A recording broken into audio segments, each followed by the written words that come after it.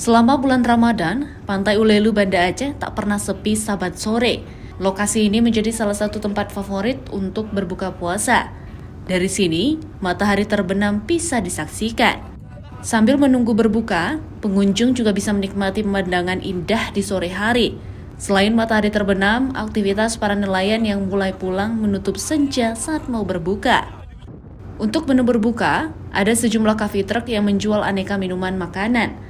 Harganya pun sangat terjangkau, mulai dari Rp10.000 hingga Rp25.000. Biasa saya buka puasa di rumah, tapi kali ini berkesempatan mengikuti teman-teman untuk buka puasa di luar karena pantai di Aceh banyak yang menarik. Kita memilihnya pantai di Ulele.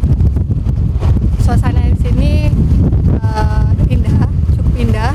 Jadi kita menikmati sunset di pantai Ulele ini. Berbuka puasa di pinggir pantai kini menjadi tren baru bagi warga dan para muda-mudi di kota Banda Aceh. Selain menawarkan suasana yang berbeda, pemandangan dan suasana yang jauh dari hiruk-pikuk perkotaan juga menjadi salah satu pilihan menghabiskan hari sembari berbuka puasa. Syahril, Kompas TV, Banda Aceh.